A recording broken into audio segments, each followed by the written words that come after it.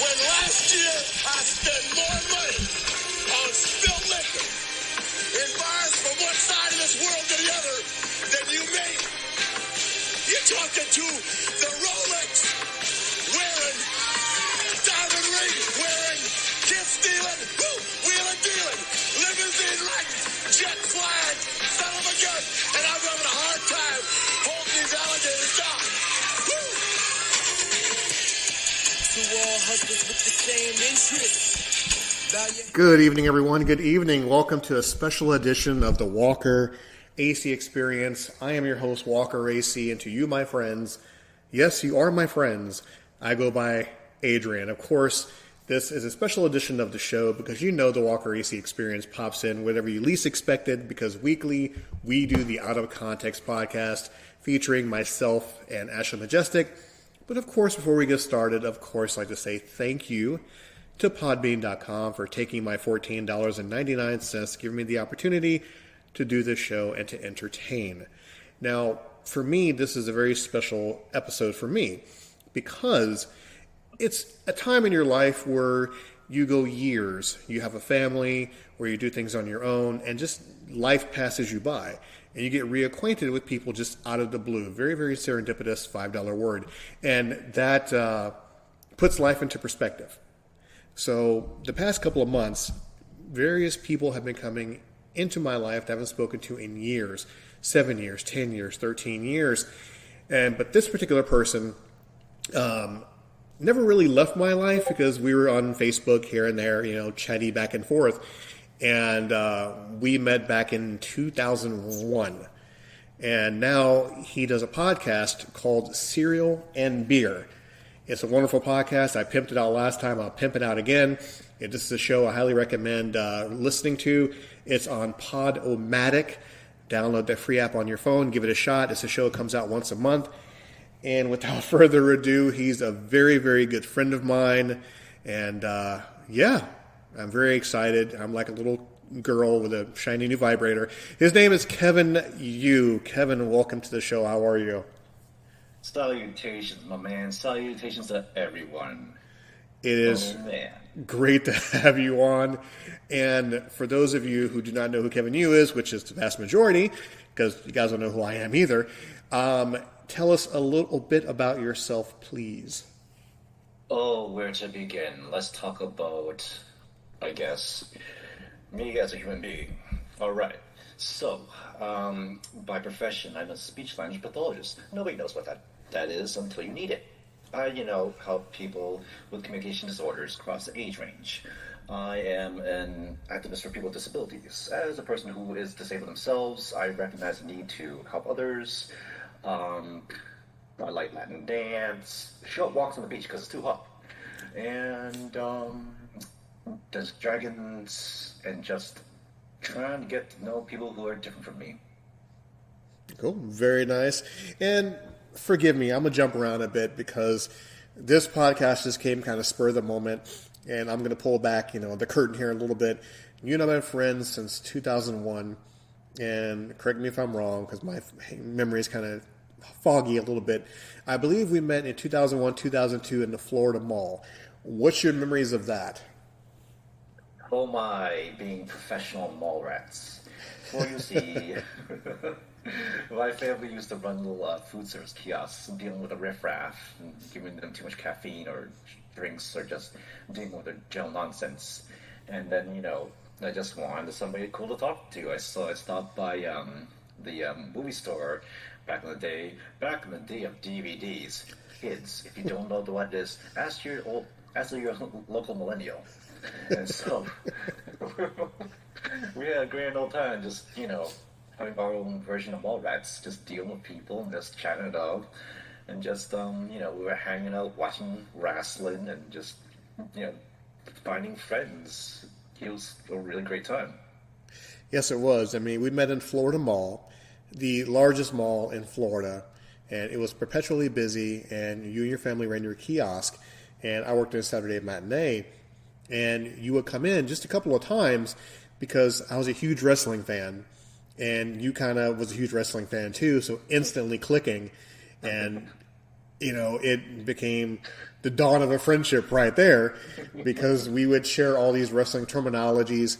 And it wasn't until way later where you and I would hang out and just watch wrestling, at friends' house and stuff like that.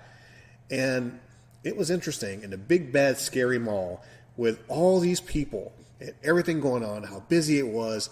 You and I maintained our friendship after all these years. And so just give us a backstory about how your family, started up the kiosk. Certainly. For you see, we moved down to Florida from Massachusetts because at the time I got into the University of Florida for undergrad. And so we all moved down, and my parents wanted to start going on their own venture. So like a good little stereotype with food service. And so, I took a semester off from school because I didn't know what I was doing. So I was mainly working with my family, and that's what happened during undergrad. And so that was really cool because at the time, working in a Florida mall, I was in my, early 20s, had no idea what I was doing. And, I really tried not to steal bananas off your cart. And I remember, some teens stole bananas off your cart and you stalked them throughout the mall. That was tremendous, giving them the evil eye. I remember that happening. Yes, those wrestling teens. Yeah, some ne'er-do-wells decided to take our bananas. So my brothers and I, we decided to get vigilante justice. So we just chased them into one of those service corridors and just run out the mall. And I'm like, good, justice served. Check. Now, if I remember, I was in my early 20s. You were around. What were your age around that time? Oh man, I was probably either 19 or 20, just getting into my 20s. Yeah. It was wild, to think, oh man, back in those days when we would wear Jinko jeans. Yes, and the cell phone, the cell phone was still kind of new back then. Yes, yeah, there we go. Mm-hmm. That's right. It just sounds like, I'm going on a time machine talking about beepers and DVDs and dial-up modems. AOL, yes, it was great. That's right. Now we won't bore our listeners about those particular times back then, but the reason why I wanted to bring you on is because you touched on a topic of friendship and how friendship really, really means a lot, more so than ever as we get older. Because I've said so many times during my past shows, as our life gets shorter, our memories get longer. And, when certain people come back into our lives, it really made a difference. We tend to cherish those people. And I never thought for the longest time, that you and I would be having a conversation. Yes, we're friends on Facebook, but once again, how often do you really interact with people on your Facebook? You just add them on, you say a couple sentences, and you kind of go on with your life. I know we spoke a little bit earlier, kind of off camera, about how our lives have changed. So, is it okay to ask you to rehash, how your life has been versus when we knew each other in the 2000s to now? Is that okay to ask that question again? Absolutely. So, after we met, I decided to go teaching overseas in Japan for a couple of years. I did it in Japan and in Korea. And I came back to I came back to Florida for a while, and I just really didn't know what to do in my life for a bit, just like most young or just maybe 20-year-olds. And so I decided to go to grad school, and so I went to North Carolina, go Tar Heels, to study speech pathology. And then I also moved to California, and then came back to Florida, and then I was gonna start my own business, but then pandemic, and then I also moved back to California, worked for a while. I met a girlfriend, moved to Texas, brought her back to California, and now I'm back in Texas.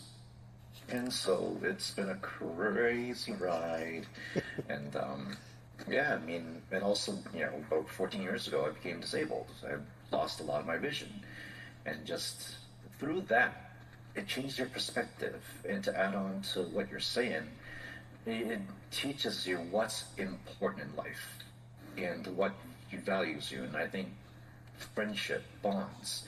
Really, just knowing there's people out there that got your back, that want the best for you, and will, especially as adults, carve out that time for you for that meaningful fostering of a relationship. It means the world. Yeah, and I agree with you 100%. And just out of my pure curiosity, and always preface it by saying, without offending, with no disrespect whatsoever, with your ailment now, is that hereditary, or that's just something that just in your genes, or how does that work? Sure. I actually had my DNA sequence from my cousin, so we spotted the X-linked chromosome that was mutated, and yes, I'm a mutant now. Not a great X-Men. so, and so yeah, and then I was born with that, so I had a lot of symptoms of retinitis pigmentosa, and then while I was teaching overseas, I had a sudden onset of glaucoma and cataracts. I got the cataract surgery, along with 15 minutes of each of my life for each eye, but the glaucoma is still there, and so it's really rare to have both RP and glaucoma. I'm living my life, as quite remarkably differently now. But just, things, everybody's got their struggle, and I'd rather use my struggles to connect me to people rather than let separate me from people. I mean, are you still teaching speech therapy, or I know you mentioned you're doing another job. So, I mean, do you still have that particular passion in your back pocket, or have you stopped doing that totally? I'm still doing it. It's a high burnout profession, and I'm still trying to do it. I'm also trying to create change in it to help those that are trying to get a profession or in profession, gain the accessibility, rights, and dignity that we deserve as people. And so, but I'm also trying to diversify to think, well, what else can I do with my life that, can fulfill me, not only monetarily, but as just as a person. Now, I'm saying with that, now once again, I mean, I see people as people. I see Kevin as Kevin. It, awesome fruit booty wrestling reference, folks. We'll touch on that a little bit later. But now, once again, I don't want to feign ignorance and have people mad at me. But you're Korean or Asian? Well, yeah, I'm a Chinese American. Shout out to all my POs, BIPOCs over there, and just, and that's, growing up, I was pretty isolated in a very small town with, overt and covert racism, but that doesn't really encourage me to reach out to people that are quite different from me in an effort to understand other people, and I still try to do that. Yeah, because, I mean, obviously I won't make it a race thing, but I was just kind of curious because I didn't want to come across by saying, "Oh, my Asian friend Kevin." No, he's not Asian; he's just Kevin. But I'm just trying to paint. Impress people. I'm just trying to paint the picture for the audience. To pretty much describe what you look like. And so, like I said, I don't want to say Asian or any stuff like that, but it's just pretty much painting a picture of what Kevin is, because Kevin's Kevin, and like I said, I've been entertained by you. For the short period that we've known each other, and the fact that we've hung out. So, yes, I'm going to keep it a little bit light because I know some of my listeners are going, "You called him a fruit booty. How dare you? We're going to cancel you." So, would you please inform the people of what the origins of fruit booty is, please? I'm curious. Oh, it would be my pleasure. Okay, so this is a professional wrestling reference, wrestling if you're nasty or southern.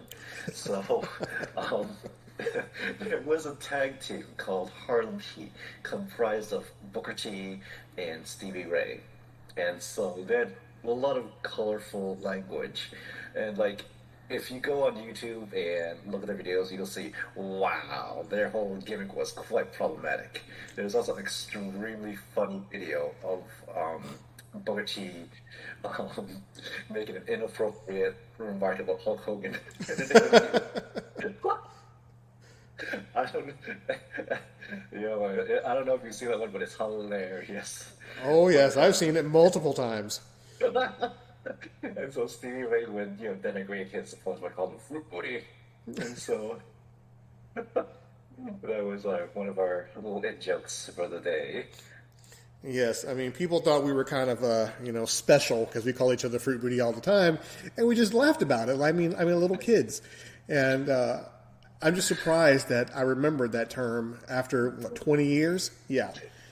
So, but other than that, we're gonna go back to the current status here about life and not relish in the past too much. But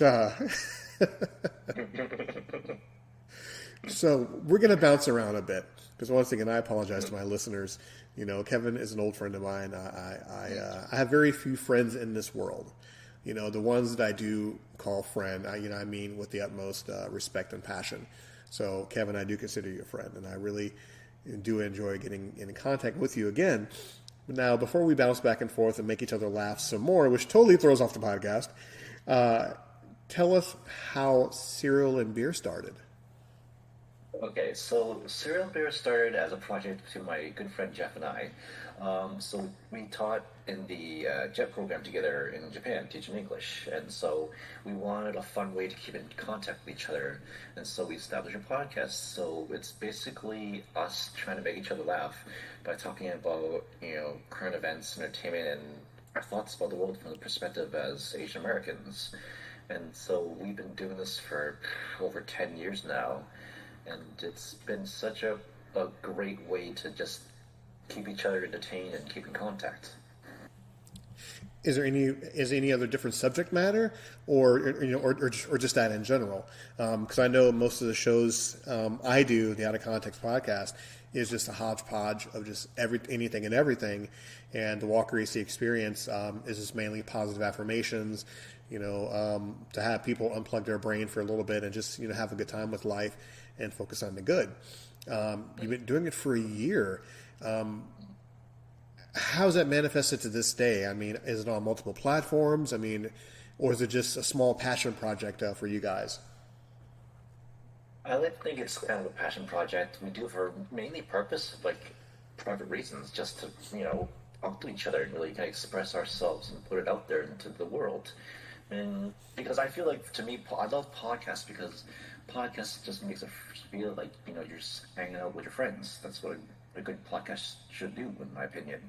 And so it's more about just talking about issues of the day, especially like issues that kind of pertain to Asian Americans. Like sometimes it's nice to get a perspective of like what's happening in America through, a Japanese lens, or what's going on over there, or just like the fun things that we find in our lives, or just the issues that impact our day.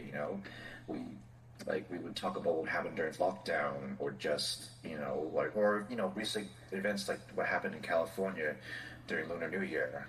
And so it's the point is just to entertain each other. Hey, that's pretty much the crux of my show. Not very entertaining, but is the crux of my show. So just a little bit, like a little appetizer, because I'm going to plug your show heavily because it is freaking amazing. How did you handle lockdown? I mean, what did you do? I mean, how did you just keep yourself sane during that whole wacky period? Lockdown. So I was in the desert area of California at the time, and just I do telehealth work, and so I was working the whole time. And so at the beginning, I'm like, should I go buy a bunker now and stock up on ammo? And so it was just the wild, it was just really kind of boring, and being like in a desert town and just understanding that you're there, and I didn't know many people. I think very, very few friends, and just okay, gotta go to work. I'm done with work. I better go watch BoJack Horseman. I better go eat a California burrito. It wasn't too hard. Thanks to the internet and just little things to entertain myself. I mean, mainly just worked. Yeah, I pretty much did the same thing. I mean, I purchased a game system for my son just on a whim. Something told me to go buy a Nintendo Switch. I did.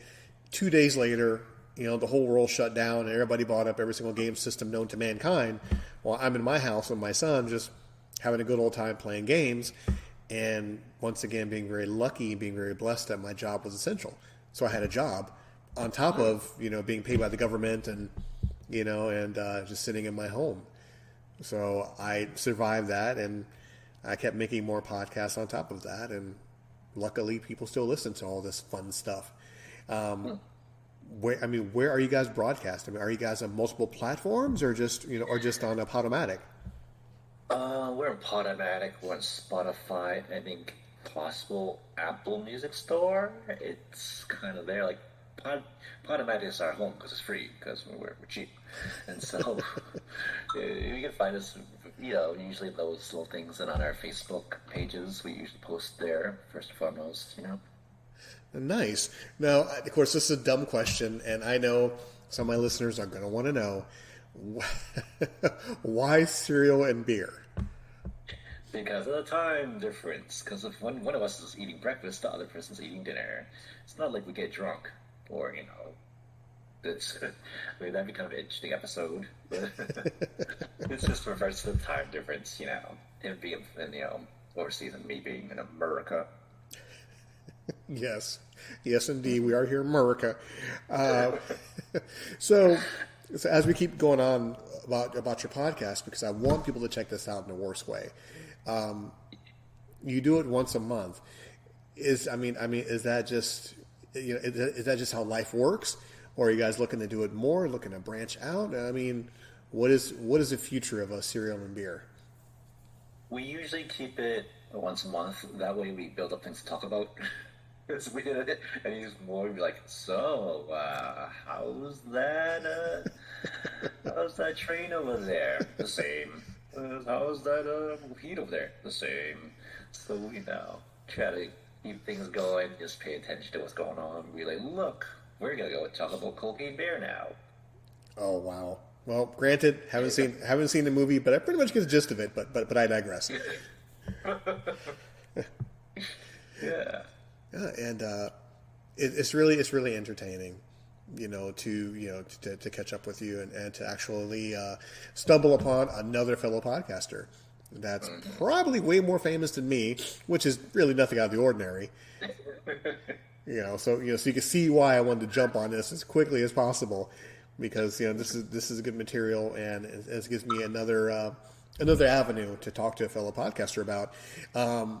And just a few more questions about the podcasting, then we'll go back to our goofy selves, because we still have so much to catch up on here, and also away from the microphone, because most of the things away from the microphone people won't even get. Most of the references won't even get. And I highly doubt people want to hear us giggle, as we tell stories of past tales and everything, from Saturday matinee to walking around the Florida Mall, avoiding people, and just silliness like that. With everything going on in your life right now, I'll ask you a very blanket kind of question, because my show is about positive affirmations and about making the most out of a grim situation. The past couple of years of your life, what are you most grateful for now, and what do you see yourself doing outside of the podcast realm? Where does Kevin Yu go from here? Well, I am grateful for the support system I have in my life. I'm extremely lucky to have a good supportive family, a loving partner, like great friends, and just the kindness of strangers.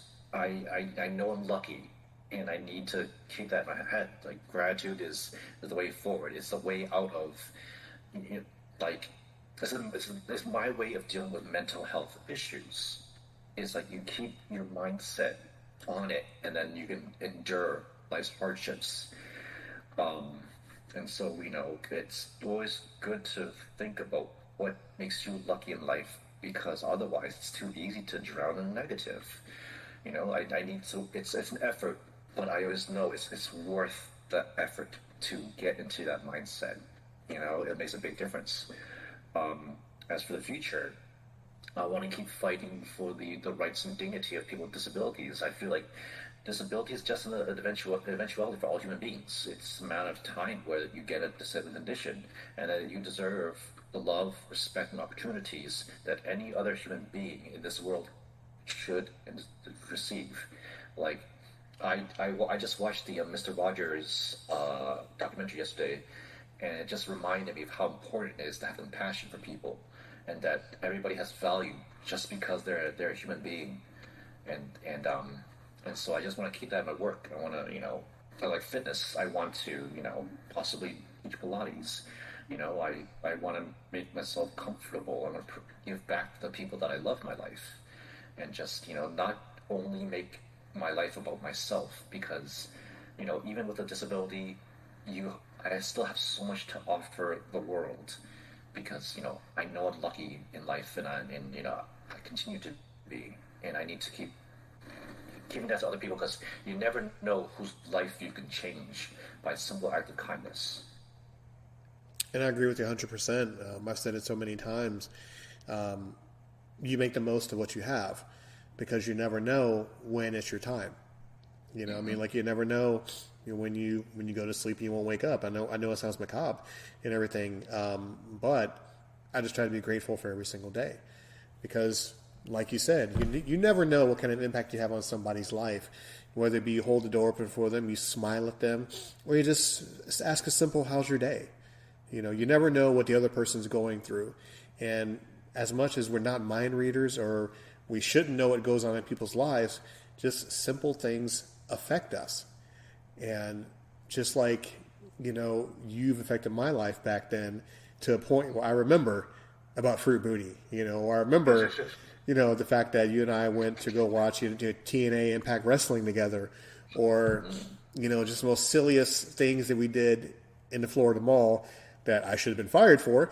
But other than that, I can honestly say, you, Kevin, my friend, you made a great impact on my life. So much so, the fact that, once again, I remember everything, and yeah. I'm just excited to have this conversation, not to pimp you out on my show or anything, but, just to catch up with everything. Absolutely. It's like that Maya Angelou quote. People may forget what you say to them, but they'll remember how you made them feel. I really believe in that. And just, that's what I want. I want to leave a legacy where, like, I've had positively into people's lives. And, I mean, this is why I think the Golden Girls theme song is so good.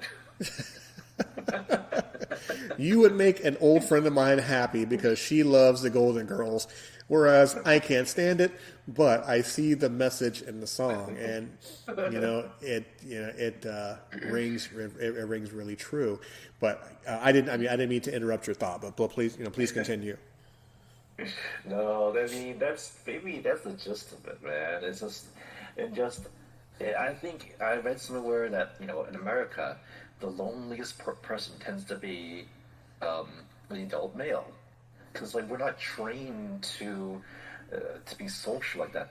And, like, even yesterday I was talking to my partner about, like, how to love someone and be loved. You have to be vulnerable, and how scary that is, especially as a man, to let your guard down and open your heart. It takes so much effort, and consistent effort, because especially, like, when you're like a man of a certain age, you're probably taught all your life to don't have that poker face, but I can't. And as I get older, I think it's okay not to have that poker face on. Yeah, I mean, and oh, go ahead, please. I'm sorry to interrupt. Go ahead. Oh, sorry, but, like, it's about what you're willing to put into things, like being really just, putting your heart out there. Like, maybe 2 years ago, like, my resolution was like, okay, I really need to stop reacting with judgment and reacting with compassion. And just, like, really trying to put aside, the negativity that could live inside me. And just, knowing that people are still people, no matter, like, people you think that may not be worth the effort, you're still a human being. And it's such a hard thing to keep in mind, but I think it eases you in, like, cause about how you see people and how you want to be seen by people. Yes, exactly. It's really hard to show that soft side. It's really, really difficult, because it is frowned upon, and as men, we have to maintain a certain standard, a certain way of keeping our emotions in check. Because a very emotional man is a very dangerous man, especially, one that reacts upon emotion rather than logic. And that's a very, very touchy thing, to really have that balance. And as we get older, we let our guard down more and more, especially, just like you said, around our loved ones. Because in the end, that's all we got. So I definitely agree with you 100% on that one, because, we're not getting any younger, you and I, and, we are going to be those old men screaming at clouds eventually. Well, had it coming. Absolutely, I agree with you 100%. So to put a capper on the show, I always hand it over to my guests to say whatever they feel, because once again, this is a positive show and this is about being uplifting. And I've said it before and I'll say it again. It is very easy to talk about the bad things. It's easy to focus on bad news. It's easy to look outside your door and see something wrong. It's more difficult to look at good news, rather than, firefighter save a cat in a tree. It's much more than that. It's more difficult to find good news and focus on good news. So that's what this show is about. We focus on the good, positive things with a dash of sarcasm, a little bit of humor, a little bit of silliness on it. So I'm gonna turn it over to you, my friend, to have any last thoughts, anything you wish to share. The floor is all yours. Thank you so much. One time I was teaching in Korea, and that was before I was in acceptance of my disability, and I was fired because for not disclosing. There's nothing I could do about it. And so I had to tell all my students in that school what happened. I wanted to straight from my mouth. I told them, make helping people part of your life and you'll be happy. And I wanted to really embrace that myself. I need to lead by example. And that I hope that everybody out there can take that advice too. Because, we all, honestly, we just got each other in this world. Everything's temporal, everything's ephemeral, and that people can benefit from your help. No matter your demographic, people can benefit from you, and that the love you give will come back to you. It may not seem like it, but it will, and that especially people that are disadvantaged, you have the power. In both grand and little ways to help them, to really make this place an equitable and just place. This world needs it, and by your daily actions, even your thoughts and attitude, you contribute to the good of this world that the world desperately needs and deserves. And it's please take upon that kind of responsibility, because with great power comes great responsibility. I heard that somewhere before. I think my Aunt May told me that before at one point in time, but it was weird, Yeah, my Uncle Ben took me to the store one day. But no, I'm sorry. Hold another story. We won't talk about that. You millennials won't get that. I've had a tremendous time talking with you, and of course, after we end the show, we're going to talk a little more off mic, of course, because we still have more catching up to do. This is the basis of the show, is just to reinforce the power of friendship. My mom always told me that you can count your friends on one hand, and for the longest time, I never believed her because I never understood. I always make the joke to her. I'm like, hey, I could take off my socks and shoes. I have friends on my toes. But at this ripe old age, there are very few people in this world that I can consider friend. And Kevin, I consider you a friend, and I'm tickled pink that that we're speaking again after all these years. So we have a whole lot more catching up to do as life goes on. But even if life gets in the way, we still pick up that phone and pick up where we left off at. So this has been the Walker AC Experience. I've been Adrian. You've been my friends, my family, my loved ones, even people who hate me. You still listen to my show, Nanny Nanny Boo Boo. And if people want to reach out to you, Kevin, and have any questions about what you do, or need any advice about disabilities, or just want to get to know you as a person, how can they find you? Absolutely. So probably easiest would be on Facebook, Kevin Yu. You'll see me with picture me where I threw an axe into a into a target. I got a bullseye. Hooray! That's my profile picture. You can comment on cereal beer. So those are probably the best ways to get a hold of me. And especially if you're at Allied Health, I have a Facebook group, Allied Health Specialists with Disabilities Alliance. That's where me and try to make our schemes to create equity in the healthcare field. Awesome. Very good. And of course, I'm going to have a link in the description for that. And for those of you who follow me on Twitter, I'm going to have a hashtag for that. Oh my God, I can't believe I said hashtag. I'm going to have a hashtag for that. Once again, Kevin, my friend, thank you so much for being part of the Walker AC experience. And of course, please find his show, Cereal and Beer, on the free app of Podomatic. Download Podomatic on your phone. Look for that, and be sure you subscribe to that. Give it a like, a thumbs up, comment on it, everything in between. I cannot say it enough. And Kevin, I appreciate you. You're awesome, and hopefully, I would love to have you back on the show again. Thank you, brother. I hope you have you on mine too. I would love to be on your show. Hopefully, I don't screw it up too bad. But everyone, have yourself a good night. Treat each other well. Be kind to one another, and when in doubt, call them a fruit booty. Make them laugh. And we'll talk to you again soon.